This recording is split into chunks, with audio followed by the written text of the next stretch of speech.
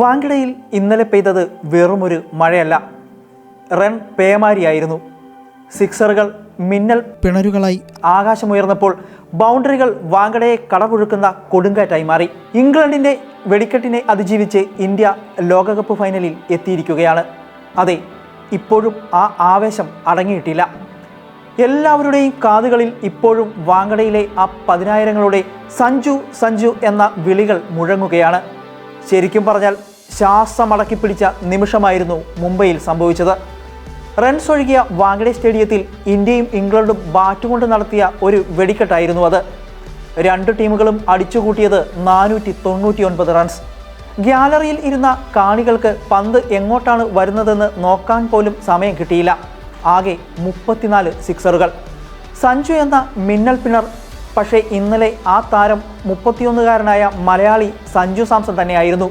കഴിഞ്ഞ കളിയിൽ കൊൽക്കത്തയിൽ എവിടെയാണോ നിർത്തിയത് അവിടെ നിന്ന് സഞ്ജു തുടങ്ങുകയായിരുന്നു. ജോഫ്ര ആർച്ചർ എന്ന പേടി സ്വപ്നത്തെ സഞ്ജു നേരിട്ട രീതി മറക്കാനാവില്ല. തുടക്കത്തിൽ ഒരു ക്യാച്ച് കൈവിട്ടപ്പോൾ ഹാരി ബ്രൂക്ക് കരുതി കാണില്ല താൻ കൈവിട്ടത് ഒരു T20 വേൾഡ് കപ്പ് ഫൈനലാണെന്ന്. ആർച്ചറുടെ ഒരു ഓവറിൽ 2 സിക്സറുകൾ പറത്തിയാണ് സഞ്ജു കണക്ക് തീർത്തത്. 42 പന്തിൽ 89 റൺസ്.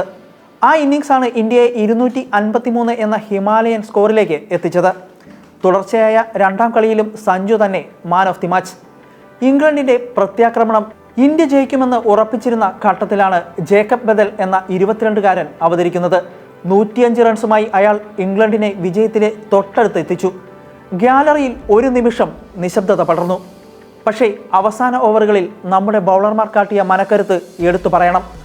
18-ാം ഓവറിൽ വെറും 6 റൺസ് മാത്രം നൽകി ബുംറയും, നിർണായക വിക്കറ്റ് എടുത്ത് ഹാർദിക് പാണ്ഡ്യയും, നിർണായക ക്യാച്ച് എടുത്ത് അക്സർ പട്ടേലും കളി തിരിച്ചു പിടിച്ചു. അവസാന ഓവറിൽ 30 റൺസ് വേണമായിരുന്നു ഇംഗ്ലണ്ടിന് ജയിക്കാൻ. സെഞ്ചുറി തിളക്കത്തിൽ നിന്ന ബദലിനെ ഹാർദിക്കും സഞ്ജുവും ചേർന്ന് റണ്ണൌട്ട് ആക്കിയതോടെ വാങ്കഡെ ഇളകി മറിഞ്ഞു. പിന്നീട് ആർച്ചർ 3 സിക്സർ അടിച്ചെങ്കിലും ഇംഗ്ലണ്ടിനെ വിജയത്തിലോട്ട് എത്തിക്കാൻ അവർക്കായില്ല. 7 റണ്ണിൻ്റെ ആവേശ ജയം.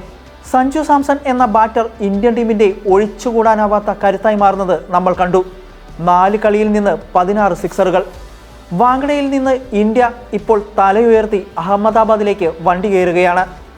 അവിടെ ഞായറാഴ്ച നടക്കുന്ന ഫൈനൽ പോരാട്ടത്തിൽ കാത്തിരിക്കുന്നത് ന്യൂസിലൻഡാണ്. ഈ ഫോം തുടരുകയാണെങ്കിൽ ആ ലോക കിരീടം ഇന്ത്യയിൽ തന്നെ ഇരിക്കും എന്ന കാര്യത്തിൽ സംശയമില്ല.